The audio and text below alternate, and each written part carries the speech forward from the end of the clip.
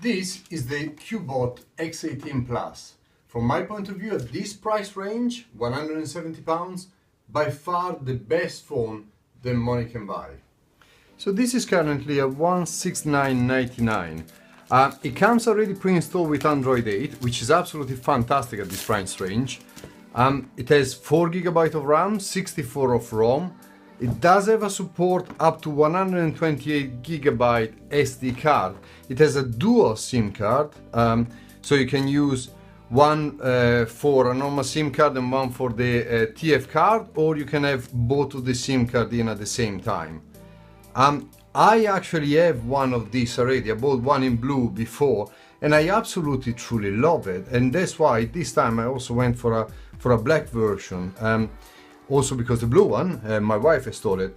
For the price, there is nothing else that can close to this. And CUBOT has done also an amazing work with regards to creating something that, let's be honest, it is on a budget, but with amazing characteristics, with a software that is incredibly well optimized, and everything works incredibly well. And this also has a full 2K display, has a 6 inches, 2160 by 1080p pixel display.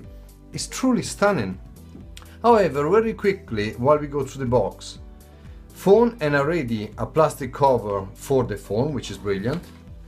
Inside the box we also find instruction manual, SIM card tool removal to put the SIM cards in. Okay, we never read this, but let's leave it there anyway, you never know. And in here, I assume we have fantastic. There you go, the cable and the power adapter. Now the power adapter is for the European market, but it's incredibly easy anyway to find a transformer, or well, a connector anyway, from a European market to a British one. The cable is a flat cable, very nice. It is a micro USB connector instead of a Type-C. I would have preferred personally a Type-C, but I'm fine with that, it's not a problem at all. And also it gives you some indication with regards to what is already inside the phone, and you have a dual camera system at the back, 20 megapixel plus a 2 megapixel, and the pictures, to be honest, are pretty decent. Guys, do not expect this to be on the level of an iPhone 10 or a Google Pixel phone or a Samsung Galaxy S9. Let's be honest, those are incredibly expensive phones. But to be honest with you, I've tried the camera before, and I will put some samples here. I've already taken pictures and videos compared to an iPhone 5S with my other blue one, and there isn't much difference, and I actually absolutely admire the quality of it. The flash is down there. There is also a 13 megapixel camera on the front, and also a fingerprint reader, and this actually works very, very quickly indeed. Let me power it on, let me get everything ready and going, and then we run a few tests.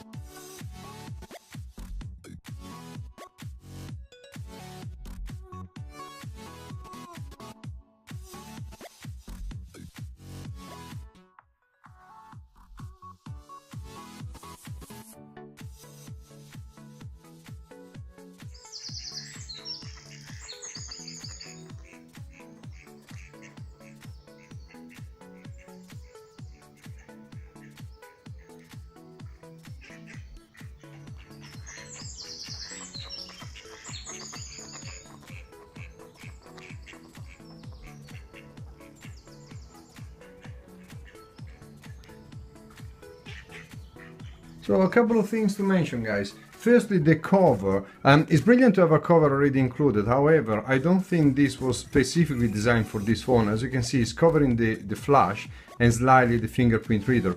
It doesn't matter, it's still working very, very well. As you can see, as soon as I put my finger there, the screen is on. The screen is absolutely amazing. I mean, it's an IPS screen. Personally, I really like those type of screens because, as you can see, the viewing angle from whichever direction is stunning. The brightness is incredible. I mean, at the moment we are not even at half brightness, and believe me, it's absolutely amazing. Also, everything works incredibly well. Full praises to CUBOT. CUBOT is absolutely amazing with regards to creating software then is very well balanced, it works very well and is very well optimized with the processor. You have the dual function system, then it's typical of Android 7 and 8, I believe. And this, as we said already, has got iOS 8 on it. There was already an update. Again, full credit to CUBOT. It's nice to know that there are updates already available because it shows me that the manufacturer works very, very well and incredibly hard to keep everything up to speed. I put a few games on it. We'll try a couple just to show you the quality of the gaming on it. And believe me, for the price, this works incredibly well. So let me zoom in a bit. It will become a bit of a struggle for me to play on it, but at least you can have a look and you can judge for yourself how good this plays those type of games. While we are at it also, speaker-wise, is actually very nice and loud, and to be honest, they sound pretty well. I will try to show you later on with regards of maybe playing a YouTube video or something, but it works very, very well.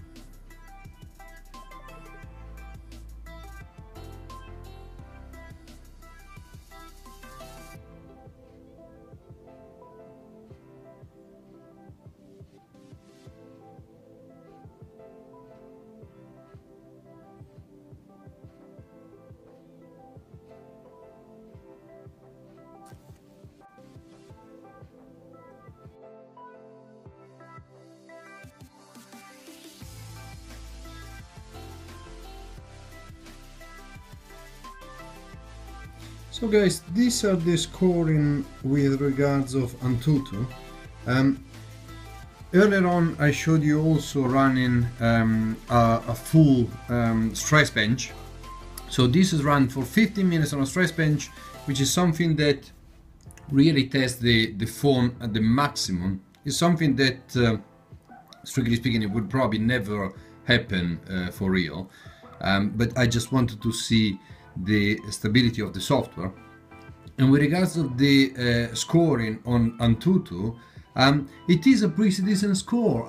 It's nothing to shout home about. I mean, in fairness, there are some top-of-the-range phones with a much higher scoring than this. But as I said, CUBOT is legendary for being able to optimize the software so well that everything works incredibly well and incredibly smoothly.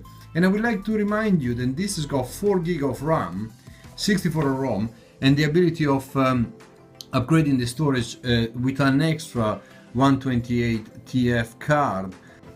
So guys, in a nutshell, as I said before, this is not the first CUBOT X18 Plus that I buy. I absolutely love this phone. It's already my second one, and I truly love what this manufacturer is doing with regards to keeping the price down but creating a fantastic phone. Only one thing that I would like to mention though, earlier on I was saying that the cover might not be exactly for the phone, but it does not create any issue. Well, I'm potentially a bit wrong with that.